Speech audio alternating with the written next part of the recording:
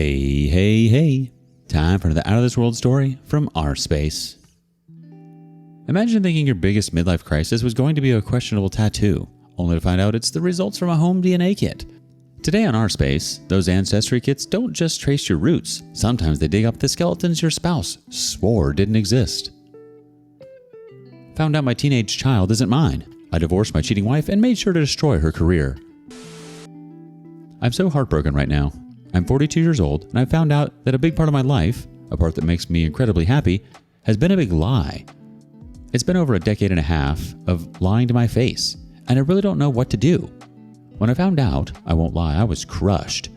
I had to call a helpline because I really didn't know how to go on. I'm feeling better enough now where there isn't a risk anymore, but I'm still so hurt. I'm getting ahead of myself though, and I want to make this as easy to understand as possible, since it is a very long story. My wife, 43 female, and I met when we were young adults. We both worked at a pizza place in our hometown, and from the point of being colleagues, we ended up getting to know each other better, and we made it official. That made me really happy because even though she was working at a pizzeria, she had so many big dreams, and she was so supportive of mine at the same time. Every year that our relationship made it would make me really happy. I watched my parents' relationship completely hit the rocks, and it always made me very conscious of the longevity of relationships. I remember how happy I felt that I had found the one. But look at me now. I've realized that I was in the same trap as my parents. Marriage really is a big scam for most of us. We dated for several years. We got married, and pretty soon after, she got pregnant with our daughter. For the sake of this, I'll just call her Maria. She's 16 years old now, and she's grown into such a fantastic girl. I could go on about her, but I'll just sound like every other parent gushing about their precious child.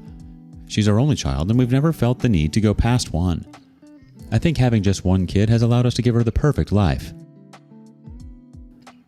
It is important to mention that my wife is a writer.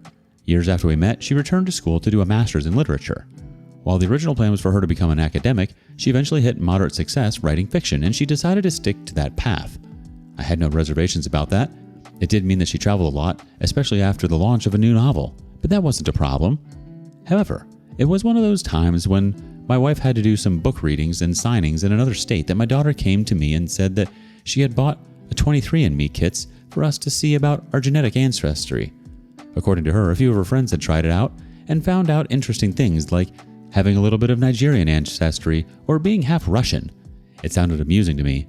As far as I knew, my family was almost entirely of German origin, but I knew it'd be nice to see the other minor things that mixed in with it over the years.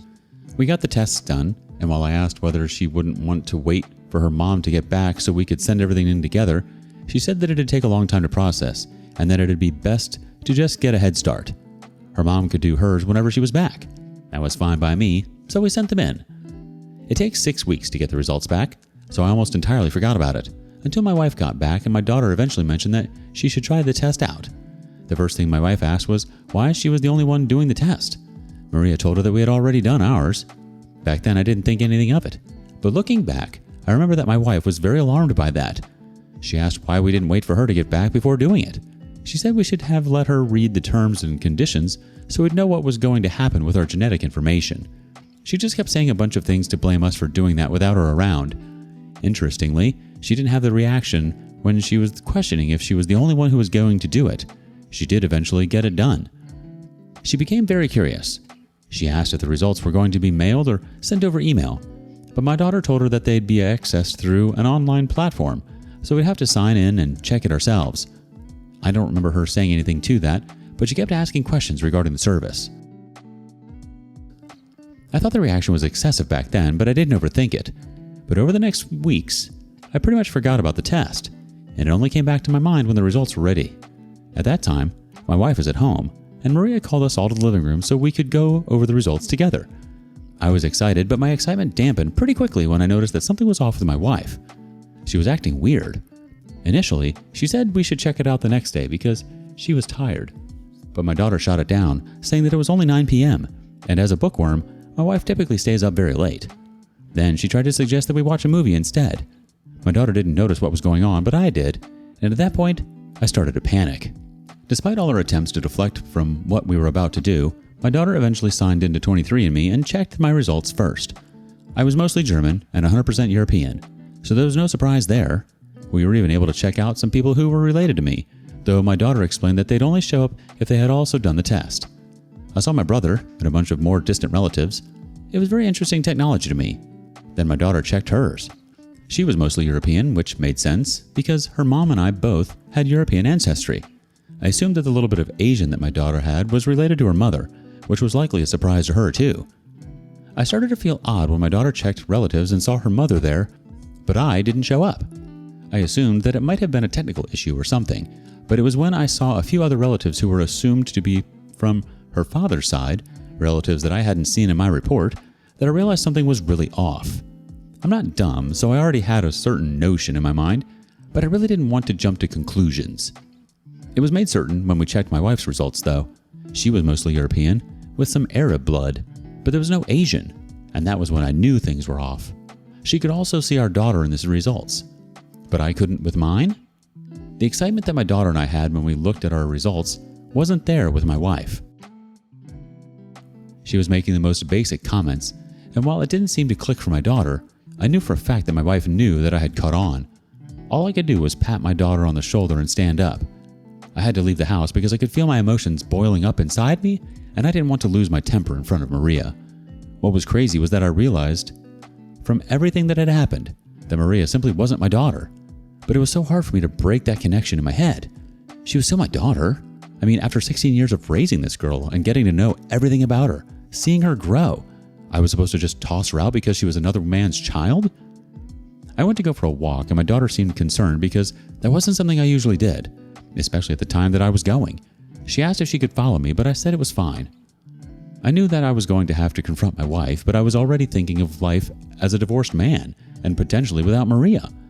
I know a lot of people will say I shouldn't raise another man's child, but at 16 years old, hadn't I already done most of the job? I started to wonder if my wife even knew who the father was. My head was going crazy. It was really tough for me. I couldn't even keep track of the things I was thinking. I think I was out for well over an hour and my daughter had tried to call me and sent a bunch of messages. I didn't answer, but I didn't want her to worry, so I headed home. When I got back, I saw Maria sitting on the porch, and as soon as she saw me, she ran up to me and hugged me. She was crying, and I realized that she must have figured things out on her own, or maybe she had spoken with her mom. She kept muttering that it might have been a mistake or a technical issue, and I remember nodding, but I didn't believe it. I knew it was accurate, and I might have doubted it if my wife hadn't acted like she knew something that she didn't want us to know the entire time. We went back inside, and my wife was sitting on the couch. She looked scared to me, but I simply didn't have the mental bandwidth to deal with what was pretty much staring me in the face.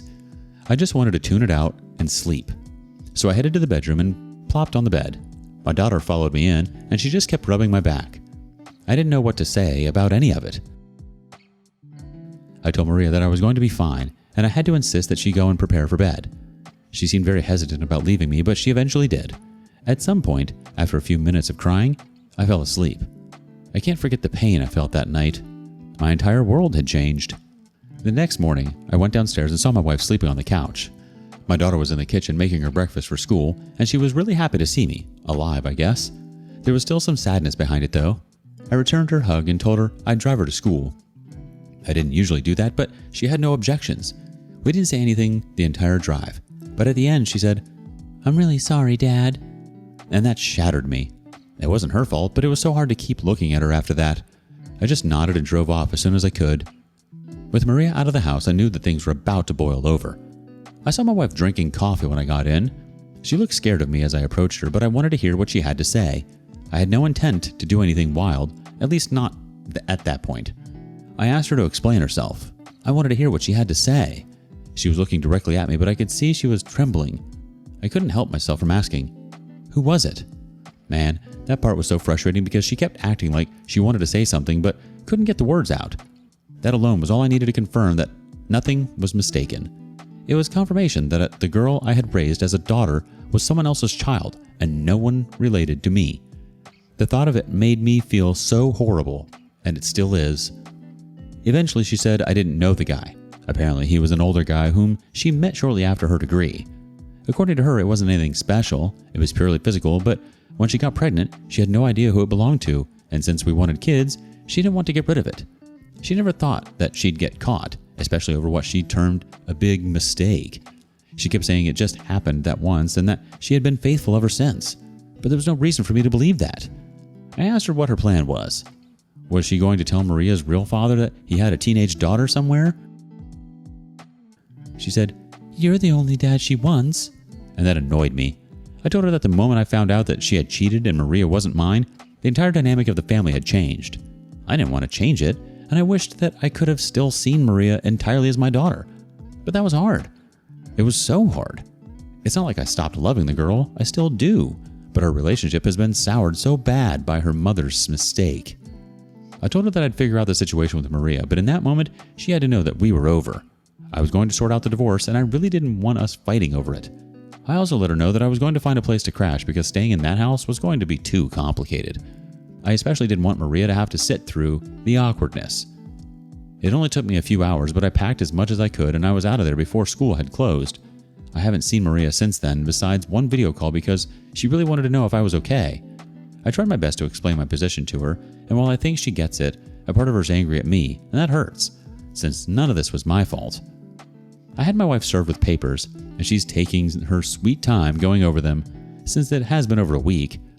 While waiting, though, I assumed there's no better time to write all of this and just get these pent-up emotions out there. I don't know if I need any advice or anything, but I'll be reading all of the comments anyway. Update. My wife, I realize I didn't say her name in the last post, it's Ellie, finally signed the divorce papers a few days after my post. Finding out that my teenage daughter wasn't mine crushed me, but I'm learning to live with it. The divorce process was annoying, but it wasn't as bad as some of the divorces I read about here. We had to do paternity tests mandated by the court, and that was the objective evidence I needed to prove that I had been lied to the entire time I was married to Ellie. I cried when I saw the results because there was a stupid part of me that still kind of hoped that something went wrong somewhere. But at the age of 42, I learned that I never had a kid, and the one I had loved for so long wasn't mine. She turned 17 after my last post, and I didn't have the heart to attend. She was really upset, but I just couldn't, and I hope she understands. Considering Maria wasn't my child, there was no need to fight over custody. The house went to my wife, which wasn't a surprise, since that was the only house Maria had known her whole life. It simply made more sense for the two of them to stay there, and I couldn't find it in myself to try and tussle over the house. I kept my car, we split assets, and even though I could have fought for a little spousal support, it wasn't worth it. I was very agreeable during the divorce phase, but once it was all over, everything felt real. I realized everything that Ellie had done to ruin my life and Maria's life, and I had just had to get my revenge. I couldn't let it go so smoothly for her. I emailed her publisher and her agent and made it very clear what she had done, with as much evidence as I could get. I went to the Facebook communities she was a part of and all of her social media accounts, and I began to spam the truth. I needed as many people as I could to see what she was up to. For someone who writes a lot of romance, finding out she had cheated on her longtime love and tried to commit paternity fraud wasn't going to go down well. A lot of my posts and comments got taken down after some time, but I knew that many of them had reached an audience because I got notifications of people reacting and responding. Some people took it upon themselves to message her publisher, which I thankfully didn't incite anyone to do, and I only knew that they had decided to create some distance from her until things cooled down, because she called me pretty annoyed. I told her she deserved more than that, and if I was lucky, to never reach out to her again, which is what I assume will happen. As far as I know, they haven't reached out to her, and it's been about a month since that call. If there were more ways for me to hit out at her, I would. However, everything I could think of related to her career, because I knew that's what would hurt her the most. I posted reviews on Goodreads and Amazon so that new buyers would see her behavior, and if she ends up releasing a new book, I'll be there too. She did call a few days ago, clearly drunk. She started off by saying that we should get back together, obviously words coming entirely from the alcohol, and when I laughed, she just started yelling, saying that I ruined her career. It's too early to call that, but if I did, then I'm glad. Meanwhile, on the side of Maria, I've explained to her that I'll need to pull away, but that I won't always be gone. She means too much to me, and unfortunately I'm too much of a softie to get rid of her entirely. That's a level of callousness I don't have. However, I don't want to get any more attached to her after everything. She'll have the chance to find her real dad if she wants to, and if that's the case, it's better that I'm not fully in the picture. The entire thing has been an ordeal for me. It's not something that I'd wish on anyone. Paternity fraud is bad enough, but finding out only after you've built a very close bond is evil. And I found out purely by chance. Without those home DNA kits, I wouldn't have ever realized the truth, and thinking about that is so scary to me. There's no moral to the story. I'm just happy I made it out of all this alive. My life is going to be incredibly lonely going forward, and I just hope I can figure out how to navigate it. I appreciate all of you for coming along with me during this phase of my life. Keep me in your prayers. Your daughter clearly loves you deeply, and it sounds like you've been an amazing father to her. That doesn't change because of a biological detail, but it's okay to need space right now. You're not a bad person for stepping back to figure out how to move forward. You were blindsided by something totally life-altering. Your ex chose to bury it, to let you build a life around a lie, and to watch you bond with a child she knew might not be yours while never giving you the chance to decide how you felt about that. She had 16 years to tell the truth, and the worst part? She didn't just lie to you, she lied to your daughter. If you found out the child you raised for 16 years wasn't biologically yours, but they still saw you as their parent, what would you do? Would you walk away or stay? Share your thoughts with us in the comments. And thank you for joining us today on rSpace. Be sure to like and subscribe and hit that notification bell so you don't miss out on our next video. See you next time.